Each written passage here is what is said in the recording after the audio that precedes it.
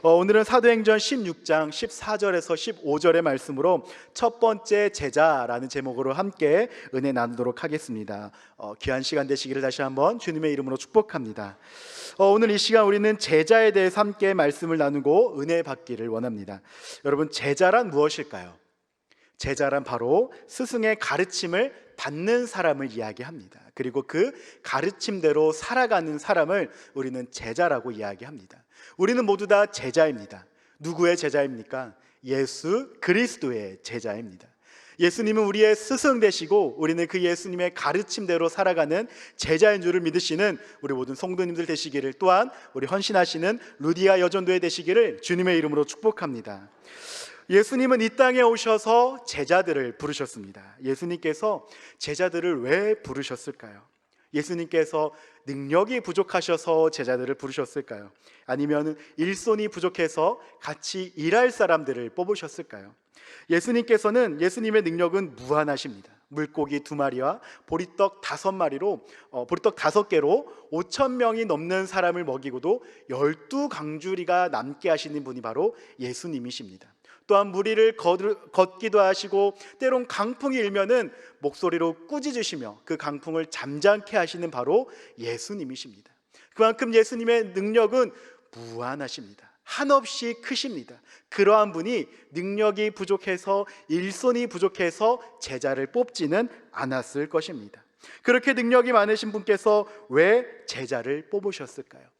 예수님께서는 같이 일할 사람, 일손을 도울 사람이 필요한 것이 아니라 바로 하나님의 나라를 같이 만들어갈 사람이 필요했던 것입니다. 예수님께서는 제자들을 통해 복음을 선포하시고 또한 제자들을 통해 하나님의 나라를 만들어 가기를 원하셨기 때문입니다. 예수님께서 이 만들어 간다는 이 하나님의 나라가 무엇일까요?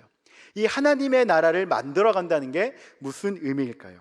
이 하나님의 나라는 우리가 크게 2가지로 이해할 수 있습니다. 하나는 우리가 이 땅에서 사명을 다한 후에 하나님 곁으로 가서 그곳에서 영원히 사는 것을 이야기합니다.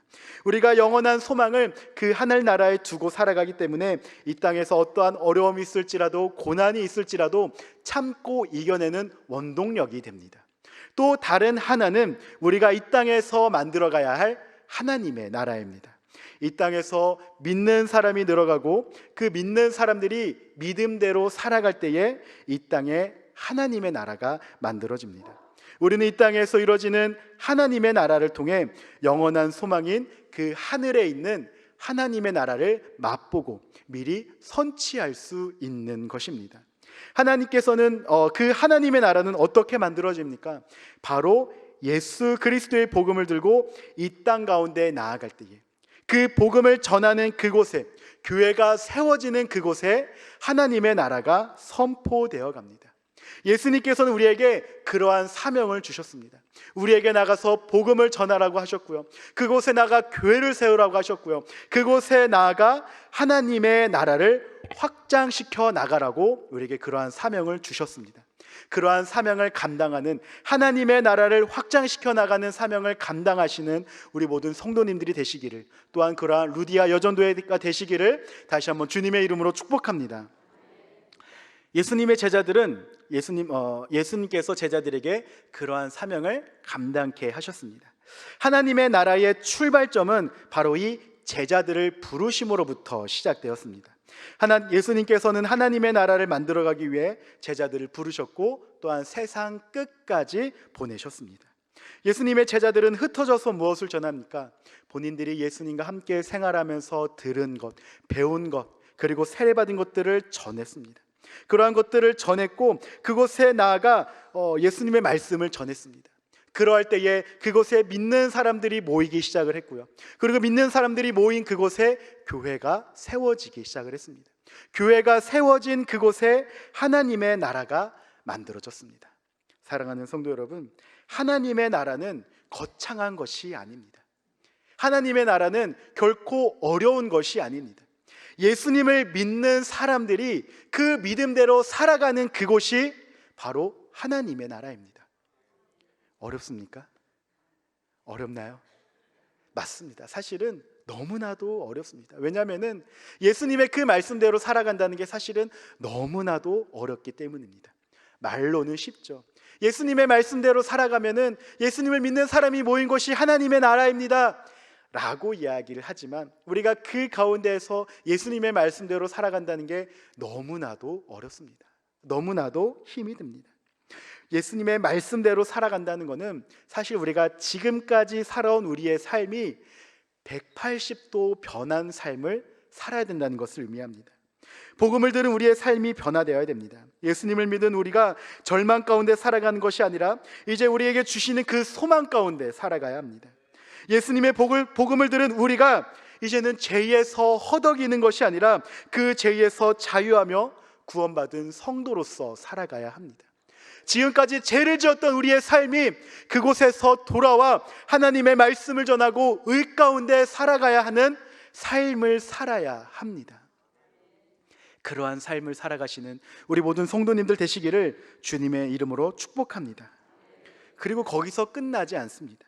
우리가 예수님께서 우리에게 주신 그 사명대로 그 복음을 들고 세상으로 나아가야 합니다.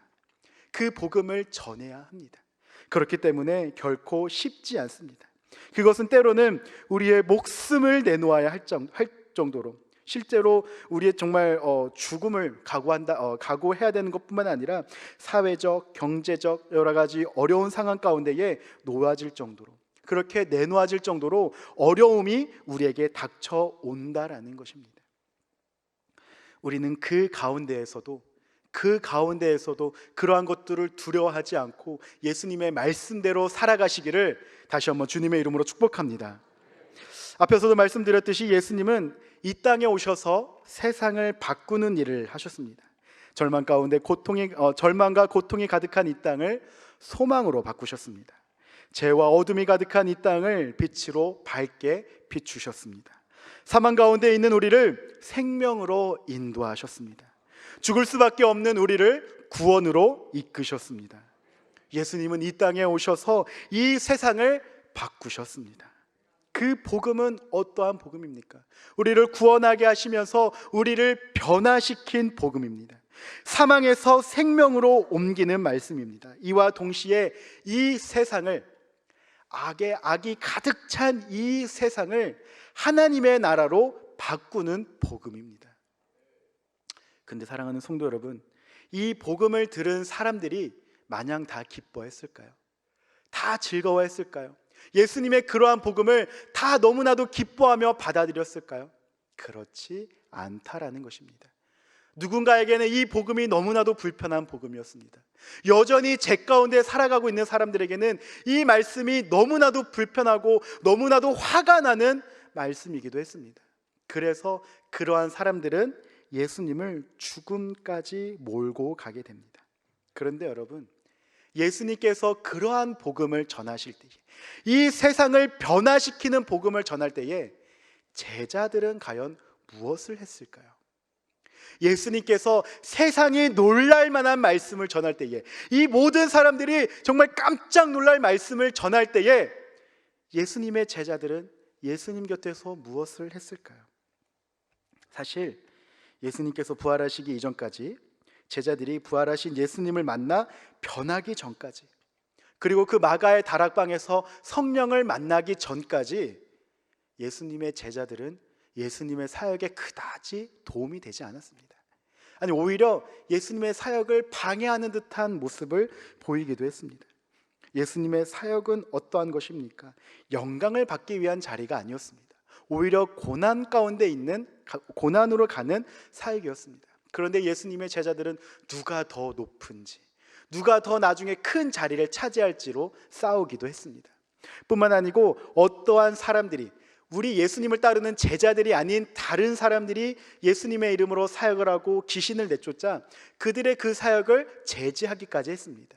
왜냐하면 그러한 특권은 우리만 누려야 했기 때문입니다. 제자들은 그렇게 예수님의 뜻을 이해하지 못했습니다. 예수님의 말씀대로 살아가지 못했습니다. 그리고 예수님의 제자들의 그러한 우매한 일들은 예수님께서 십자가에 달려 돌아가실 때쯤에 극에 달합니다. 예수님의 사역은 십자가 사건으로 완성이 됩니다. 그러나 예수님의 제자들은 그러한 예수님의 사역의 본뜻도 이해하지 못한 채 예수님, 십자가에 달리시면 안 됩니다. 예수님, 죽음으로 가시면 안 됩니다 라고 이야기를 했습니다. 뿐만 아니고 예수님께서는 살아생전에 내가 십자가에 달려 죽을 것이다, 그러나 나는 3일 만에 부활할 것이다 라는 것을 수차례 이야기했습니다. 그러나 예수님의 제자들은 그러한 사실도 제대로 이해하지 못했습니다. 그렇기에 예수님께서 십자가에 달리실 때에 모두가 다 무서워서 뿔뿔이 흩어졌습니다.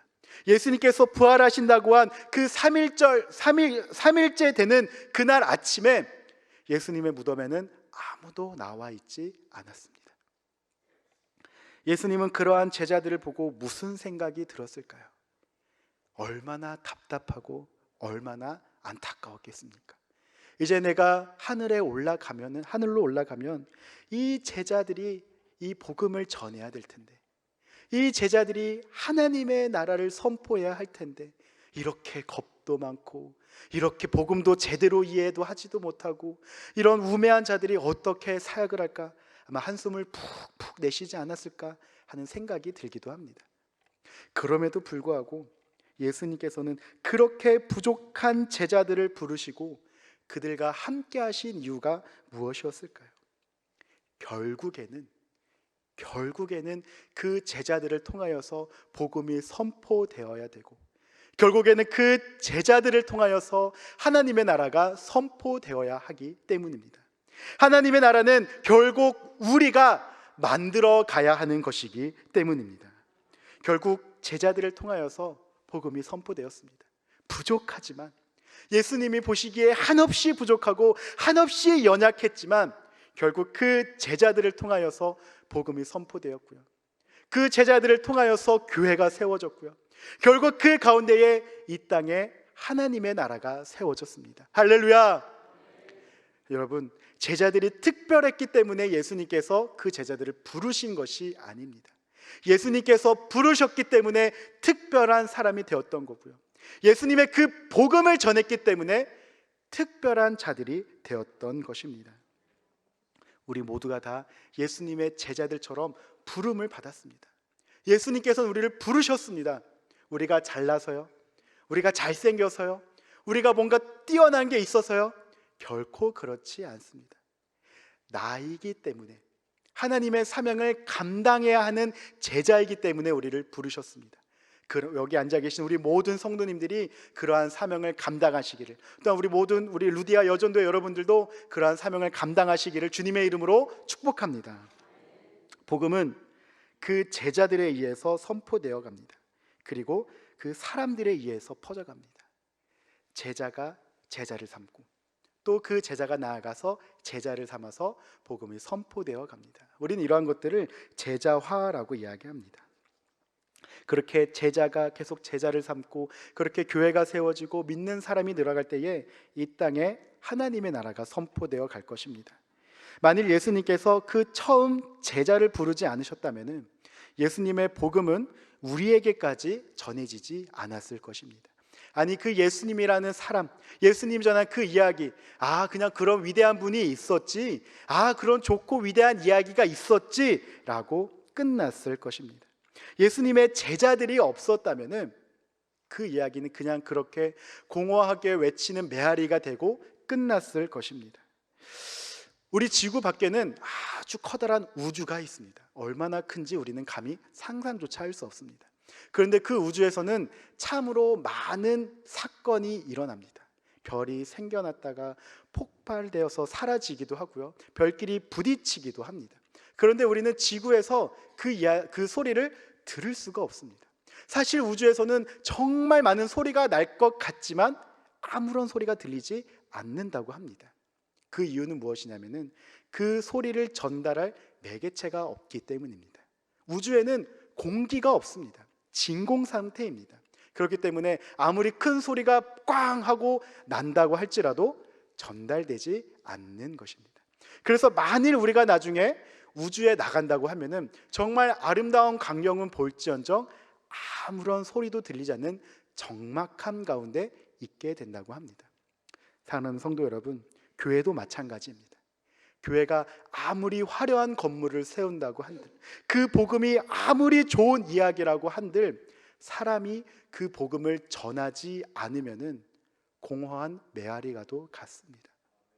사람이 예수 그리스도의 그 복음을 전하지 않으면은, 사람을 통해서 그것이 전달되지 않으면은 교회를 짓는 것, 아무리 좋은 이야기를 하는 것, 아무런 의미가 없다라는 것입니다. 그 사명을 누가 감당합니까? 바로 우리가 감당하는 것입니다. 우리를 통해 역사하신다는 겁니다. 할렐루야. 예수님께서 하신 그 일들, 예수님께서 하신 그 사역들은 우리가 감당하며 우리가 전달해야 하는 것입니다. 예수님께서 하신 일들을 보면은 사실상 남들이 손가락질하는 일입니다. 남들이 봤을 때는 도대체 왜 저런 일을 하는지 이해가 안 될 정도로 파격적인 일이기도 하셨습니다. 남들이 봤을 때는 정말 감히 따라갈 수도 없을 정도로 정말 험난한 일이었습니다. 그런데 여러분, 예수님께서 가신 그 길을 위대한 일이 될 수 있었던 이유, 많은 사람들이 따를 수 있었던 이유는 예수님 곁에 제자가 있었기 때문입니다. 예수님이 하신 그 일들에 그게 위대한 일이 될지 아니면은 죄송합니다만 정신 나간 일이 될지, 그것을 결정하는 요인은 예수님을 따르는 무리가 있었느냐 없었느냐로 결정된다는 겁니다.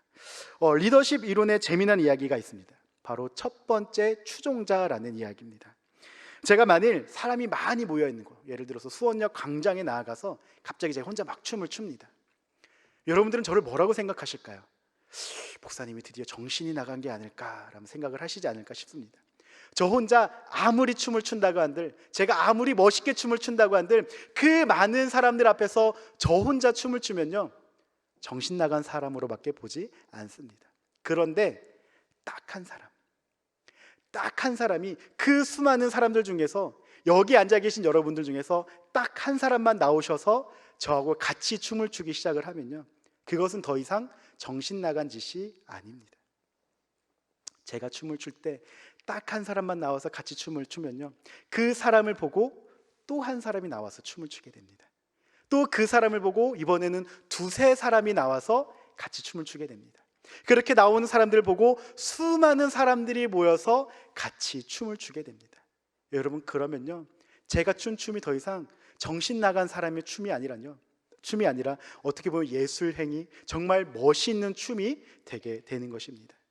제가 추는 춤이 정신 나간 춤이 되느냐 멋있는 춤이 되느냐는 어디에 달려있냐면 첫 번째 추종자, 첫 번째 나와서 같이 춤춘 사람에 따라서 달려있다라는 것입니다. 여러분, 사랑하는 성도 여러분, 예수님께서는 그 첫 번째 추종자를 찾으십니다. 예수님께서 그 첫 번째 나오는 그 사람을 찾으십니다. 예수님의 말씀을 따라 함께 춤을 출 그 첫 번째 추종자를 찾으십니다. 누가 되겠습니까? 누가 나와 예수님을 따르시겠습니까? 여기 앉아 계신 여러분들이 되시기를, 또 우리 루디아 여전도의 회원분들이 되시기를 다시 한번 주님의 이름으로 축복합니다. 여러분, 첫 번째 나온다는 건요, 굉장히 두려운 일입니다. 굉장히 용기가 필요한 일입니다. 아무도 나오지 않을 때에 나선다는 건요, 엄청난 용기가 필요하고요, 엄청난 결단이 필요합니다. 그런데 예수님께서는 그러한 한 사람을 찾으시는 줄을 믿으시는 우리 여러분들 되시기를, 우리 성도 여러분들 되시기를 주님의 이름으로 축복합니다. 오늘 우리가 읽은 본문의 주인공인 루디아가 바로 그러한 자였습니다. 루디아에 대해서는 사도행전 16장 14절에 그 기록이 처음으로 나옵니다. 우리 본문 14절 우리 함께 읽도록 하겠습니다. 시작. 두아디라시에 있는 자색옷감 장사로서 하나님을 섬기는 루디아라 하는 한 여자가 말을 듣고 있을 때 주께서 그 마음을 열어 바울의 말을 따르게 하신지라. 아멘. 오늘 본문을 보면요, 이 루디아라는 사람은요, 바울이 유럽에서 복음을 전할 때 가장 먼저 그 복음을 받아들인 사람입니다. 바울이 이제 2차 선교 여행을 떠나라고 할 시점에 우리가 잘 알다시피 바울은 바나바와 결별을 하게 됩니다. 그리고 신라를 데리고 선교 여행을 떠납니다. 선교 여행을 떠날 때에 바울은 원래는 처음에는 아시아로 떠나려고 했습니다. 그런데 성령님께서 바울의 그 마음을 자꾸만 막아서 유럽으로 자꾸 마음을 이끄십니다. 그래서 바울은 무시아를 지나 드로아로 내려갔을 때에 밤에 환상을 보게 되는데, 마게도니아 사람이 바울을 꿈에 나타나서 우리를 도우라라는 이야기를 하였습니다. 바울은 그 꿈을 꾸고 나서 하나님께서 지금 나를 마게도니아로 부르시는구나, 내가 지금 그곳에 가서 복음을 전해야 되는구나 라고 깨닫고 마게도니아로 향합니다. 바울 일행은 황량한 지역을 지나 드로아로 가서 배를 타고 사모드라게로 직행하고 이튿날 네알볼리로 갔다가 이제 빌립보에 도착을 합니다. 빌립보는 마게도니아 지방의 첫 번째 성으로서 이제 로마의 식민지인 곳이라고 합니다. 그곳 빌립보 성에서 두아디라 시에 있는 루디아를 만나게 됩니다. 바울은 이제 그곳에서 복음을 전하게 됩니다. 바울이 빌립보에서 여러 날을 머물다가 안식일을 맞아 기도할 만한 장소를 찾아 이제 강가로 나갔는데, 거기에 앉아 있는 여인들에게 이제 복음을 전하기 시작을 하였습니다. 그 여인들 가운데 루디아라고 하는 여인이 앉아 있었습니다. 오늘 본문을 보면은 루디아는 이미 하나님을 섬기는 자라고 이야기합니다.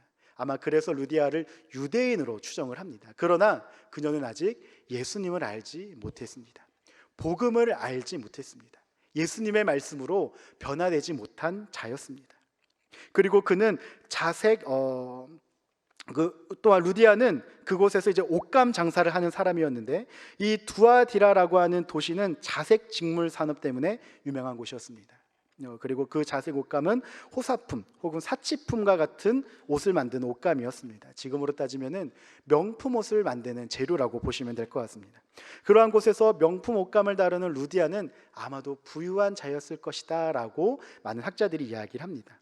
그 가운데에 바울이 그렇게 루디아가 있는 사람들에게 복음을 전할 때에, 바울이 처음 그곳에서 복음을 전할 때에 그동안 아무도 복음도 듣지 않고 아무도 바울의 말을 귀 기울여 듣지 않을 그때에 하나님께서 루디아의 마음을 감동하셔서 그 마음을 열게 하셔서 바울에게 다가갑니다. 그리고 그 마음 문을 열고 바울의 말을 따르게 합니다. 오늘 보게 되면은 하나님께서 그 마음을 열어 바울의 말을 따르게 하신지라라고 이야기합니다. 바로 이 루디아가 바울이 유럽에 와서 복음을 전할 때 최초로 복음을 받아들인 사람이 바로 루디아가 된 것입니다. 그렇게 유럽에서 가장 먼저 복음을 받고 가장 먼저 세례를 받고 가장 먼저 그리스도인이 되었습니다. 그렇게 루디아는 가장 먼저 그리스도인이 될 뿐만 아니고 가족으로 바울을 초대해서 온 가족이 다 복음을 듣게 합니다. 그리하여 세례를 받게 합니다. 그리고 거기서 끝나지 않아서 자기의 집을 교회로 사용할 수 있도록 내어줍니다. 오늘 본문 15절의 말씀을 우리 같이 한번 보도록 하겠습니다. 시작. 그와 그 집이 다 세례를 받고 우리에게 청하여 이르되 만일 나를 주 믿는 자로 알거든 내 집에 들어와 유하라 하고 강건하여 머물게 하니라. 아멘. 루디아는 이제 바울과 그 신라를 데리고 와서 이곳에 와서 유하라고 합니다. 우리가 잘 알다시피 초대교회는 이렇게 건물을 세우고 교회를 세우고 그것에서 예배를 드리지 않았습니다. 가정에서 시작을 하였습니다. 가정에서 모여서 예배를 드리고 가정에서 모여서 함께 교육을 하고 세례를 하고 또 나아가서 전도를 하고, 그 전초 기지가 바로 루디아의 집이 된 것입니다. 루디아의 집이 유럽 최초의 교회가 된 것입니다. 루디아가 처음으로 복음을 받아들였을 때 주변에 아무도 예수님을 믿는 사람이 없었습니다. 바울과 신라가 그곳에서 계속해서 복음을 전했지만 주변 사람들은 계속해서 수군거리기만 했을 겁니다. 저 사람들은 뭐 하는 사람일까? 이상한 사람들이 와서 이상한 이야기를 전한다고 아마 수군수군 거렸을 것입니다. 그때 하나님께서 루디아의 마음을 감동케 하셨습니다. 루디아도 똑같이 그 사람들을 바울을 손가락질하고 수군거리게 한 것이 아니라 마음에 감동이 주셔서 그 복음이 이 마음 가운데 들어오게 하셨습니다. 그리고 그녀를 변화되게 하셨습니다. 루디아가 그 앞에 나아가기까지, 세례를 받기까지 얼마나 두려웠을까요? 주변의 시선에 얼마나 많은 신경이 쓰였을까요? 그러나 루디아는 결단하였습니다. 용감하게 하나님 앞에 나아갔습니다. 그 복음을 듣고 세례를 받았습니다. 그러할 때에 루디아가 변화되었습니다. 예수님을 믿는다는 것이, 그 복음을 받아들인다는 것이 어떠한 건지 아무것도 몰랐습니다. 그러한 가운데 루디아가 가장 먼저 나아갔습니다. 그러할 때에 어떠한 역사가 일어났습니까? 그의 가족이 변화되었습니다. 그의 가족이 변화되었고 그의 친구들이 변화되었습니다. 그렇게 그 동네가 변화되었고요, 그 나라가 변화되었고요, 더 나아가 유럽 전역이 변화되었습니다. 그 변화의 그 시작점이 어디입니까? 바로 루디아입니다. 유럽이 변화될 수 있었던 그 원인이 어디에 있습니까? 바로 루디아가 가장 먼저 복음을 받아들였을 때에, 첫 번째 제자가 되었을 때에 그곳에 역사가 일어난 것입니다. 할렐루야. 사랑하는 성도 여러분, 예수님께서는 오늘도 루디아와 같은 사람을 찾고 계십니다. 지금도 그 첫 번째 제자를 찾고 계십니다. 이 복음의 불모지 같은 이 땅에 복음을 전할, 예수님의 이름으로 변화되어 나아갈 그 첫 번째 제자를 찾고 계십니다. 그 첫 번째 제자가 누구입니까? 바로 나입니다. 바로 나입니다. 그런 하나님의 사명을 감당할 수 있는 우리 모든 성도님들 되시기를, 또한 우리 루디아 여전도의 되시기를 주님의 이름으로 축복합니다. 하나님께서 찾으시는 그 한 사람이 되시기를 바랍니다. 하나님의 일을 할 때는 수많은 사람이 필요한 것이 아닙니다. 여러 사람이 필요한 것이 아닙니다. 하나님께서는 그 한 사람을 찾으십니다. 그리고 그 한 사람을 통해 역사가 일어납니다. 하나님께서 사람을 찾으실 때, 하나님 제가 나아가겠습니다, 하나님 제가 그곳으로 가겠습니다, 결단하는 것 너무나도 어렵습니다. 보통 용기로는 결코 나아갈 수 없습니다. 그러나 성령님께서 역사하실 때에, 성령님께서 우리 마음 가운데 임하셔서 우리에게 감동을 주실 때에 내 힘과 능력으로 나아가는 것이 아니라 하나님께서 주시는 그 힘과 능력으로 나아갈 때에 그곳에 역사가 일어날 줄을 믿습니다. 그곳에 변화가 일어날 줄을 믿습니다. 그곳에 하나님의 나라가 선포되어질 줄을 믿습니다. 하나님께서 우리를 부르실 때에 아멘 하며 나아가시는 우리 모든 성도님들, 또 우리 루디아 여전도의 회원분들 되시기를 다시 한번 주님의 이름으로 축복합니다. 우리 시간 다 함께 기도하도록 하겠습니다.